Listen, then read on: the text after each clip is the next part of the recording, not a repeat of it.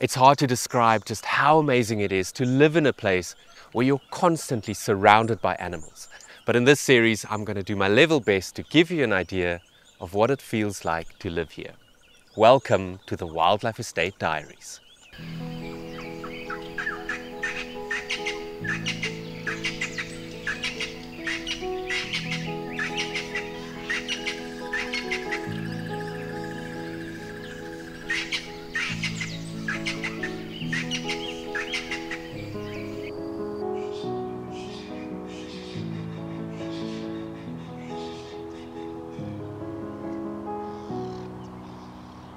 My wife and I moved to the Hoedspruit Wildlife Estate over 10 years ago, and for a while now I've had this burning desire to share all the amazing things that I experience here with you, like going on game drives or doing some bird watching, doing bushwalks in the veld, and even running on the single tracks.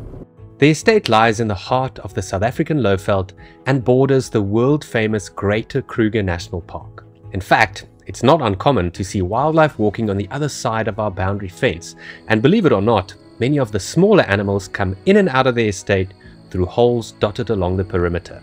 The estate is also home to plenty of larger species that live here permanently.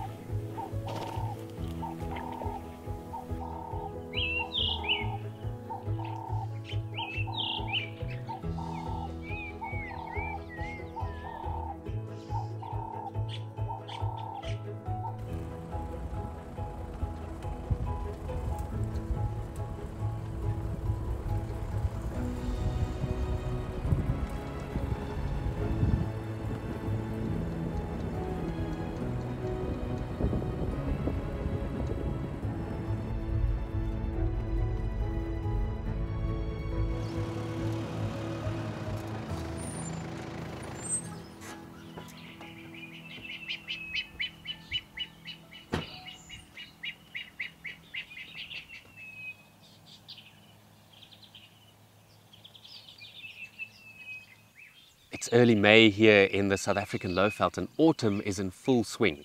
The leaves have started turning colour and dropping, and the temperatures are definitely dropping as well. And the veld is just getting drier and dustier by the day. But as you can see behind me, Heron Dam, which is one of our 3 main waterholes, still has rainwater in it.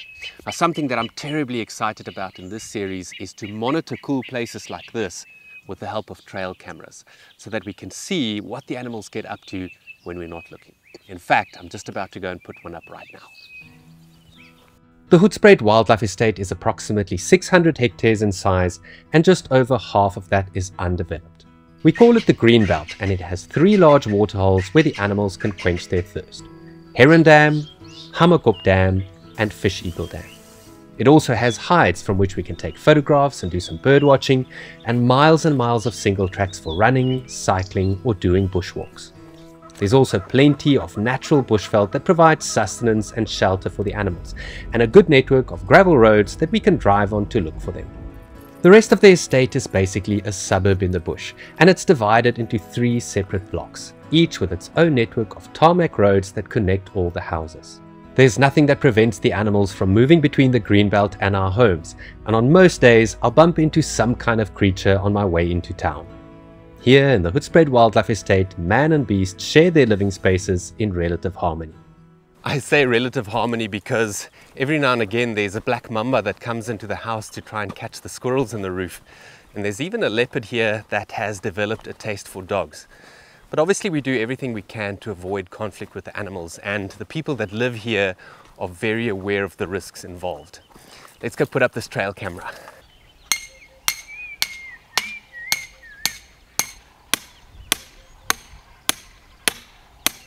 The best way to monitor the animals' movements in the green belt is to put up trail cameras. I currently have 4 placed throughout the estate. The first faces a tree in the inlet of Heron Dam near the western tip of the property, and I chose it because it acts like a highway to and from the waterhole, and because animals use the tree as a rubbing post as well as a scent marking station. I pointed the second one towards a gigantic termite mound with multiple holes all around it, more or less in the center of the estate. It's mostly occupied by warthogs and porcupines, but other creatures have been known to visit it as well. The third trail camera is placed along a game trail in the far eastern tip of the estate. Because it's very dense here and close to Fish Eagle Dam, it acts as a highway for the animals. And this is the fourth one, and as you can see, it also overlooks a termite mound. Now, I've never monitored this one before, but because it's located along a busy little game trail in a very dense area, I'm expecting a lot of action here. And that's my dream with these trail cameras, to monitor the whole greenbelt. I want to be able to put them at all the best spots, like other termite mounds, game trails, and hopefully also some permanent water sources. I'd also like to put them along the fence line to see where the animals come in and out of the estate, and who knows, maybe one day I'll even put one in a tree. And this is where you guys can actually help. If you decide to sponsor one of these awesome solar trail cameras, I'll not only name it after you, but I'll give you the chance to decide where I put it out. So in future episodes of the Wildlife Estate Diaries, I might, for example, call it Daniel's camera overlooking the Rotsvay termite mound, or Mary's camera overlooking Hammerkop Dam. So if you'd like to get involved, please send me an email. Now, speaking about getting involved, you can also come and stay here in the Hoedspruit Wildlife Estate by visiting one of the lodges or guest houses. So let me quickly tell you more about this month's featured property. Africa House is a luxurious 6-sleeper self-catering lodge with 3 air-conditioned bedrooms, each with a double bed and ensuite bathroom. It also has a fully equipped modern kitchen, a dining room, inside and outside lounges, covered and open braai areas, as well as a swimming pool. Enjoy free high-speed internet and Wi-Fi, as well as a big screen TV with DSTV, Netflix and YouTube.